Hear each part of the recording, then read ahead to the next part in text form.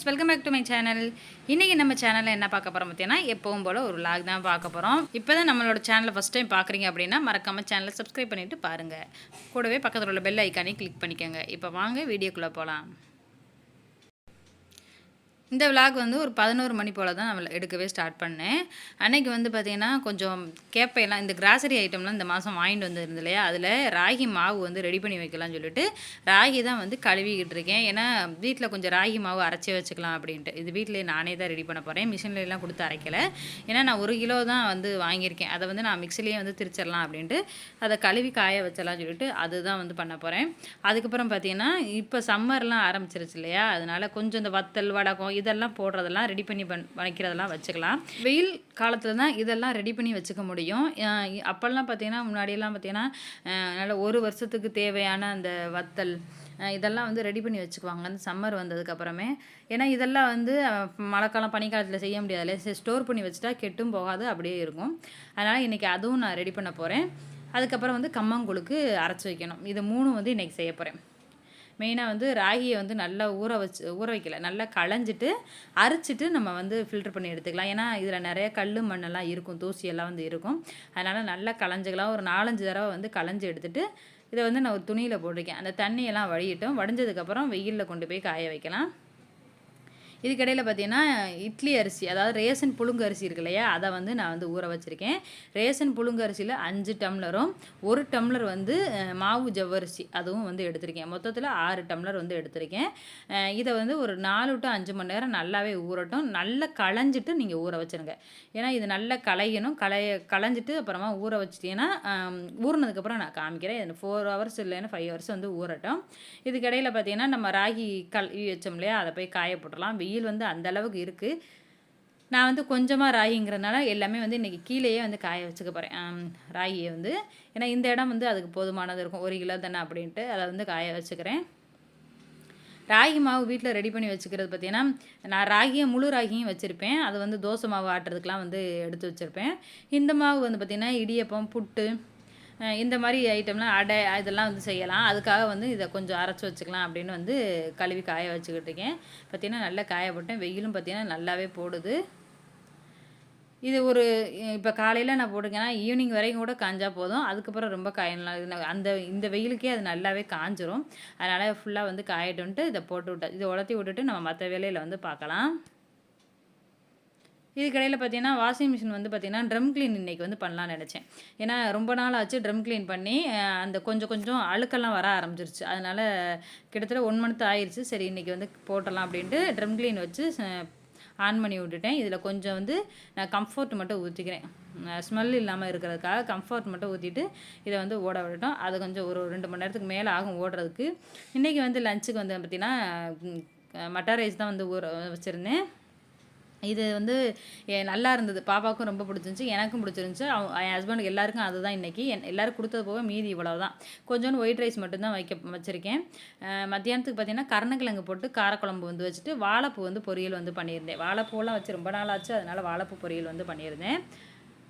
கம்பும் கொஞ்சம் ஊற வச்சுட்டேன். இந்த அரிசி இந்த வத்தலுக்கு ஊற வைக்கும் போதே கம்பும் ஊற வச்சுட்டேன். ஈவினிங் போல் அரைச்சி கூழுக்கு வந்து ரெடி பண்ணிக்கலாம் அப்படின்ட்டு.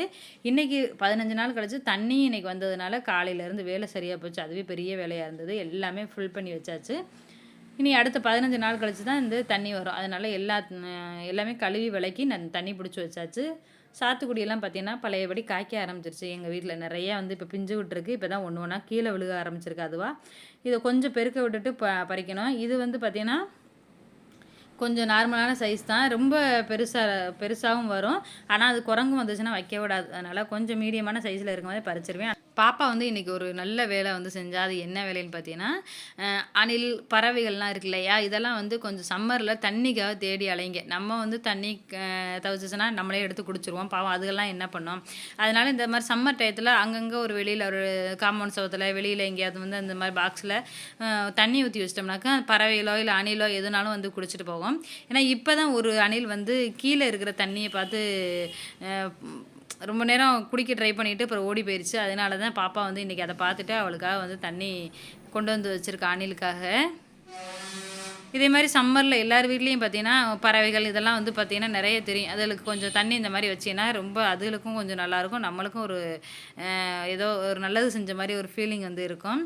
ட்ரம் க்ளீனும் வந்து ஓடி முடிக்க போது நான் வந்து பாப்பாவை ஸ்கூலில் விட டைம் ஆயிடுச்சுன்னு சொல்லிட்டு இன்றைக்கி வந்து ஸ்கூலுக்கு வந்து வந்தேன்.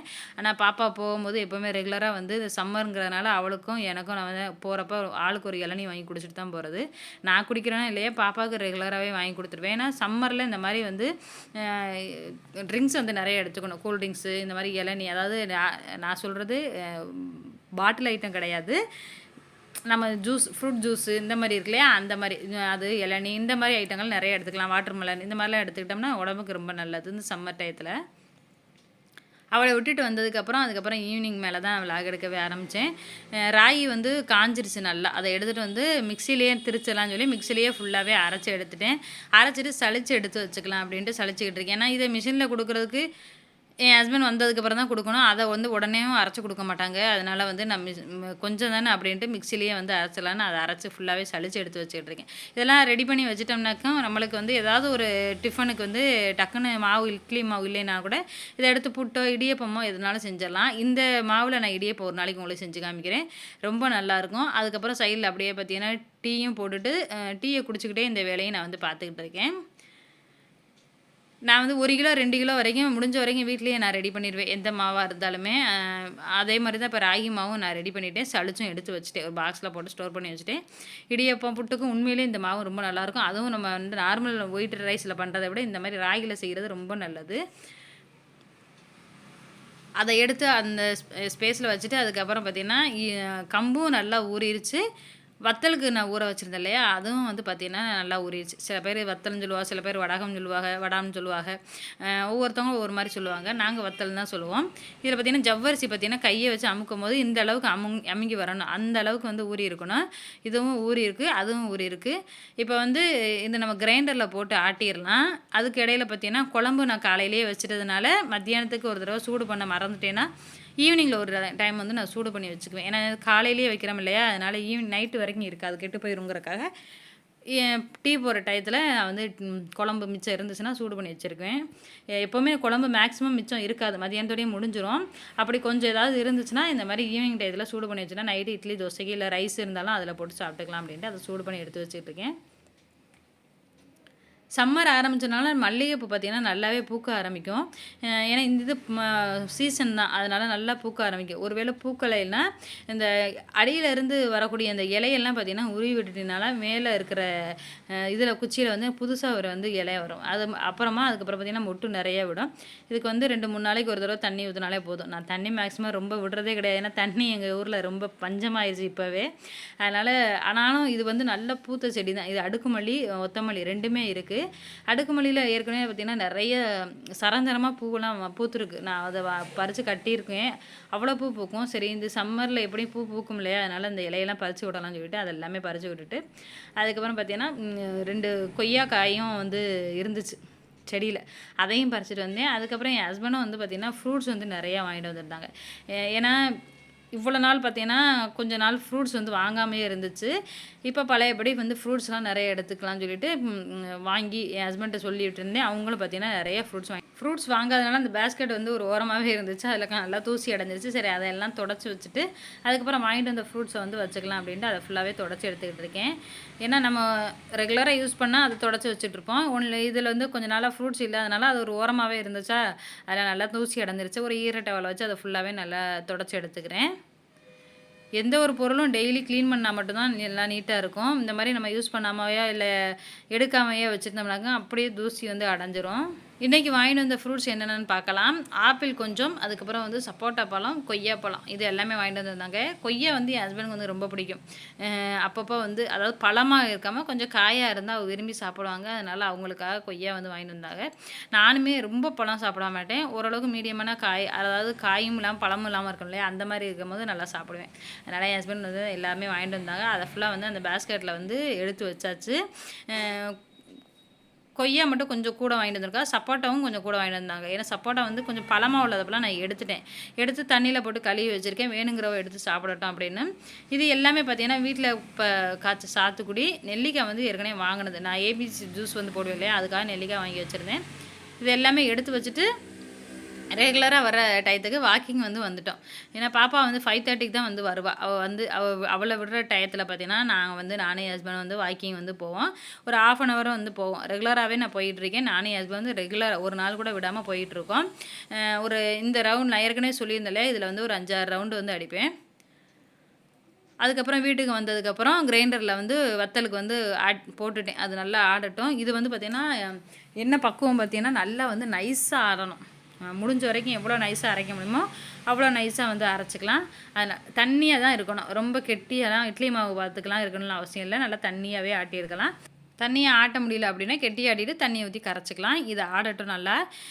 2 நாளாக துணி துவைச்சு அப்படியே போட்டு வச்சுருந்தேன். எனக்கு துணி மடிக்கவே பிடிக்காதுன்னு நான் நிறையா தடவை சொல்லியிருக்கேன். சரி செல்லில் வந்து பாட்டி கேட்டுக்கிட்டே நான் வந்து துணியை மடிக்கலாம்னு சொல்லிட்டு இப்போ உட்காந்து, ஏன்னா கட்டிலே பார்த்தீங்கன்னா துணி நிறைஞ்சு வலியுது. துணியை மடித்து வச்சா தான் வீடே கொஞ்சம் நீட்டாக இருக்குது. எப்போவுமே துணி மட்டும் அப்படியே கிடந்துச்சுன்னா வீடு வந்து ஏதோ கலைஞ்சு கிடக்கிற மாதிரி ஒரு ஃபீலாக இருக்கும். அதனால் எனக்கு துணி மடிக்கிறதுக்கு மட்டும் அவ்வளோவா பிடிக்கவே பிடிக்காது. பிடிக்காத ஒரு வேலைன்னா எனக்கு வந்து துணி மடிக்கிற வேலை தான். அதை எடுத்து வைக்கிறது அதை விட எனக்கு வந்து இந்த மாதிரி என்னன்னு தெரில, ரொம்ப நாளாகவே அந்த மாதிரி தான் இருக்கும். என் ஹஸ்பண்ட் தான் வந்து துணியெல்லாம் மடிப்பாங்க. சரி மாவு ஆடுற வரைக்கும் நம்ம சும்மா உட்காந்து கொஞ்சம் விட்டு பாட்டி கேட்டு துணியெல்லாம் மடிச்சிடலாம்னு சொல்லி அது எல்லாமே கடகடன்னு வந்து மடித்து முடிச்சாச்சு. அதுக்கப்புறம் பார்த்திங்கன்னா அந்த சைடு கிரைண்டரில் இன்னும் மாவு ஆடிக்கிட்டு இருக்குது. இதுக்கிடையில் பார்த்தீங்கன்னா கம்பு ஊற வச்சுருந்தாலே அதுவும் நல்லா உரித்து அதை மிக்சியில் வந்து நான் அரைச்சி எடுத்துக்கிறேன். கம்மங்கூழ் வந்து இந்த மாதிரி செய்யும் போது நல்லா டேஸ்ட்டாக வாசமாக சூப்பராகவே இருக்குது. எங்களுக்கு வந்து கம்மங்கூழ் இப்போ ரொம்ப பிடிச்சி போச்சு. அடிக்கடி நான் வந்து செய்ய ஆரம்பிச்சிட்டேன் இப்போல்லாம். கம்பு மாவு வந்து நல்லா அரைச்சிட்டு ஒரு ப்ரெஷர் பேனில் வந்து ஊற்றி நான் இப்போ கிண்டிக்கிட்டு இருக்கேன். இது வந்து ரெடி பண்ணுற கேப்பில் மாவும் வந்து ஆடிடுச்சு. அதையும் கிரைண்டரை கழுவிட்டு அதையும் அள்ளி வச்சுருக்கேன். அதையும் காமிக்கிறேன். இது இந்த மாதிரி வந்து கரைச்சிக்கிட்டே இருக்கணும். கிண்டி வச்சிட்டோம்னாக்கும் படுக்க போகும்போது தண்ணி மட்டும் ஊற்றி வச்சுக்கலாம் ஆறுனதுக்கப்புறம் அப்படின்ட்டு அதை கிண்டி வச்சுக்கிட்டு இருக்கேன். காலை டிஃபனுக்கே நாங்கள் பார்த்தீங்கன்னா இப்போ கம்மங்கூழ் தான் வந்து எடுத்துக்கிறது. ஆளுக்கு 1 செம்பு 1.5 செம்பு இந்த மாதிரி வந்து நான் ரெகுலராக வந்து எல்லோரும் சாப்பிட ஆரம்பிச்சிட்டோம் இப்போ.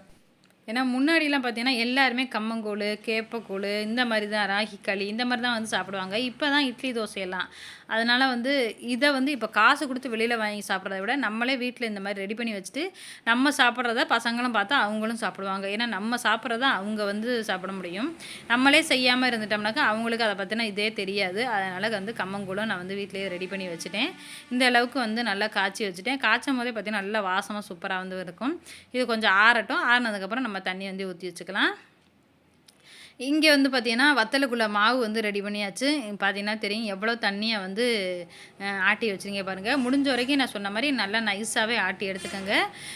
மாவுலையே நான் உப்பு போடலை. நான் வந்து காய்ச்சும் போது உப்பு போட்டுக்கலாம் அப்படின்ட்டு மாவில் உப்பு போடாமல் தான் ஆட்டி வச்சுருக்கேன்.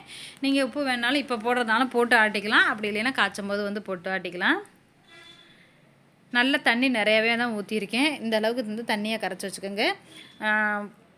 பக்கத்தில் இருந்து பார்த்திங்கன்னா அவங்க தோட்டத்தில் வந்து பக்கத்து வீட்டில் அவங்க தோட்டத்தில் வந்து நாட்டு தக்காளி காய்ச்சின்னு சொல்லி எனக்கு வந்து இவ்வளோ தக்காளி வந்து கொடுத்தாங்க. எல்லாமே பார்த்திங்கன்னா நாட்டு தக்காளி. இந்த மாதிரி தக்காளியெல்லாம் இப்போ வர்றதே கிடையாது சுத்தமாகவே. எங்கள் ஊர்லெலாம் எல்லாமே பெங்களூர் தக்காளி இந்த மாதிரி தான் வந்து வருது. ஒரு தக்காளி கூட இந்த மாதிரி எங்கள் ஊரில் பார்க்கவே முடியாது. அவங்க வந்து பறித்து கொடுத்தது எனக்கு வந்து இவ்வளோ தக்காளி கொடுத்துருக்கான்னு கேட்டேன். எங்கள் தோட்டத்தில் காய்ச்சதுன்னு சொல்லி கொடுத்தாங்க. ரொம்ப சந்தோஷமாக இருந்துச்சு இந்த மாதிரி காய்கள்லாம் பார்க்கும்போது. அதனால் அதையும் வாங்கி எடுத்து வச்சுட்டு நைட்டு டின்னருக்கு வந்து ரவா உப்புமா வந்து செஞ்சுக்கலாம் அப்படின்ட்டு அதை தான் வந்து ரவா வறுத்துக்கிட்டு இருக்கேன். அதுக்கு வெங்காயம், பச்சை மிளகாய் எல்லாமே கட் பண்ணி வச்சுட்டேன். ஏன்னா இது எல்லா வேலையும் முடிச்சா தான் நம்ம வத்தல் வந்து கிண்டி வைக்க முடியும். அதனால் அதெல்லாம் முடிச்சுட்டு அந்த வேலையை பண்ணலாம் அப்படின்ட்டு இந்த கேப்பில் பார்த்தீங்கன்னா வெங்காயம் கொஞ்சம் உரித்து வச்சிடலாம் அப்படின்ட்டு அதையும் வந்து எடுத்து வச்சுக்கேன். நாளைக்கு சமையலுக்கு உப்புமாவும் கிண்டி முடிச்சாச்சு. இது சாப்பிடட்டும் நம்ம வேலையை பார்க்கலாம் இல்லையா. அதனால் அதை கிண்டி வச்சாச்சு. இதுக்கு வந்து இப்போ வத்தலுக்கு வந்து பார்த்திங்கன்னா பச்சை மிளகா, சீரகம், பெருங்காயத்தூள் இது எல்லாமே எடுத்து வச்சுருக்கேன். நான் பச்சை மிளகாத்தை மட்டும் வந்து மிக்சியில் போட்டு நல்லா மிக்சி ஜாரில் போட்டு நல்லா அரைச்சி எடுத்துகிட்டு வந்துடணும். ரொம்ப நைஸாக இல்லாமல் கொஞ்சம் கொரகொரப்பாக அதாவது அரைச்சி எடுத்துனா அதையும் காமிக்கிறேன் பாருங்கள். அந்த மாதிரி அரைச்சி எடுத்துக்கணும். சீரகத்தை முழுசாக போட்டுக்கலாம். இப்போ ஒரு பாத்திரத்தில் நல்ல அடிகனமான பாத்திரத்தில் நான் தண்ணி கொஞ்சம் ஊற்றி வச்சுருக்கேன். அந்த ஊற்றின தண்ணி கொஞ்சம் கொதி வர ஸ்டேஜில் நம்ம அரைச்சி வச்சுருந்தோம் இல்லையா மாவு, அந்த மாவை வந்து இதில் ஊற்றி நல்லா மிக்ஸ் பண்ணிக்கலாம். கை விடாமல் நீங்கள் வந்து அப்பப்போ கிளறி கொடுத்துக்கிட்டே இருங்க. பச்சை மிளகா பார்த்திங்கன்னா இந்த அளவுக்கு நான் அரைச்சி எடுத்து வச்சுருக்கேன். இந்த அளவு அரைச்சி இருக்கட்டும். கொஞ்சம் வேகிற டயத்தில் அதாவது கொஞ்சம் பாதி வெந்து வருதுல்ல அப்போ வந்து இது எல்லாமே சேர்த்துக்கலாம். நம்ம கை விடாமல் வந்து கிண்டிக்கிட்டே இருக்கணும். இல்லைன்னா கட்டிப்பட்டு போயிடும். அப்புறம் உங்களுக்கு புளிகிறதுக்கு அந்த அளவுக்கு வந்து வராது. ரொம்ப ஹார்டாகிடும். அதனால் நீங்கள் வந்து அப்பப்போ கிண்டி விட்டுக்கிட்டே இருங்க. இப்போ இந்த ஸ்டேஜில் வந்து கொஞ்சம் பெருங்காயத்தூளும் இதுக்கு தேவையான சால்ட்டும் நான் வந்து சேர்த்துக்கிறேன். அப்படியே கொஞ்சம் சீரகமும் ஒரு 2 டேபிள் ஸ்பூன் அளவுக்கு சீரகம் வந்து சேர்த்துக்கிறேன். இது பச்சை மிளகா எல்லாத்தையும் சேர்த்துட்டு நல்லா மிக்ஸ் பண்ணி விட்டுங்க. கையில் ஏதோ ஒரு புண்ணு இருந்திருக்கும் போல் அந்த பச்சை மிளகா வலிச்சு போட்டதுக்கப்புறம் அந்த காந்திருச்சு. எனக்கு கொஞ்சம் நேரத்துக்கு அப்படியே உயிரே போயிட்டு வந்த மாதிரி இருந்துச்சு. அதோட கிண்ட கூட முடியல, அந்த அளவுக்கு எரிய ஆரம்பிச்சிருச்சு. ஏதோ கத்தி கீர்னதான் என்ன தெரியல, அவ்வளவு அந்த பச்சை மிளகா பட்டவுடனே அவ்வளவு எரிச்சலாக வந்து இருந்துச்சு. சரி, இப்போ எல்லாத்தையும் போட்டு நல்லா மிக்ஸ் பண்ணிக்கிட்டே இருங்க. இப்போ வந்து பாருங்கள் எந்த அளவுக்கு நல்லா திக்காக வந்திருக்குன்னு உங்களுக்கே தெரியும். இது இன்னும் கொஞ்சம் நேரம் அப்படியே கிண்டி விட்டுகிட்டே இருங்க. இந்த மாதிரி அடிக்கனமான பாத்திரம் இருந்தால் உங்களுக்கு பிடிக்காமல் வரும். நல்லா மிக்ஸ் பண்ணிக்கிட்டே இருந்தீங்கன்னா கொஞ்சம் நேரத்துலேயும் நல்லா மாவு வந்து வெந்து வந்துடும். நான் வந்து நிறைய போட்டால் ஒரு 2 பேர் 3 பேர் இருந்தால் புளியறதுக்கு கொஞ்சம் ஈஸியாக இருக்கும். நம்ம ஒரு ஆளுங்கிறதுனால நான் அளவு வந்து கம்மியாக தான் போட்டிருக்கேன். இதுவே வந்து நிறையா வரும். நான் இதையே வந்து புளிஞ்சும் போது நான் உங்களுக்கு காமிக்கிறேன். ஃபுல்லாகவே கிண்டி முடிச்சாச்சு பாருங்கள். இப்போ அந்த கம்மங்கூழ் கிண்டி வச்சோன்னா அதுவும் நல்லா ஆறிடுச்சு. அதில் கொஞ்சம் தண்ணியும் ஊற்றி வச்சுட்டேன். இது வெந்துருச்சா இல்லையான்னு பார்க்குறதுக்கு கையில் கொஞ்சமாக தண்ணி எடுத்துகிட்டு தொட்டு பார்த்தீங்கனாலே தெரியும். ஒட்டாமல் வச்சுன்னா சூப்பராக வெந்துருச்சுன்னு அர்த்தம். அப்படியே அடுப்பை ஆஃப் பண்ணி வச்சுட்டேன். இது அப்படியே இருக்கட்டும். நெக்ஸ்ட் விலாகில் இதை பற்றின ஃபுல்லாக வந்து நான் காமிக்கிறேன். அதாவது எப்படி புழிஞ்சேன், இது எப்படி பொரிஞ்சு வந்துச்சு அப்படிங்கிற எல்லா டீட்டெயில்ஸையும் வந்து நான் காமிக்கிறேன். இதோட இந்த விலாகை வந்து நான் முடிச்சுக்கிறேன். வத்தலுக்கு வந்து கிண்டி வச்சாச்சு. இதோட இந்த விலாகை வந்து நான் முடிச்சுக்கிறேன். இந்த விலாக் உங்களுக்கு பிடிச்சிருச்சுன்னா மறக்காம லைக் பண்ணுங்கள். இது எப்படி செய்கிறதுங்கிறத நெக்ஸ்ட் வீடியோவில் நான் காமிக்கிறேன். அது வரைக்கும் பாய்.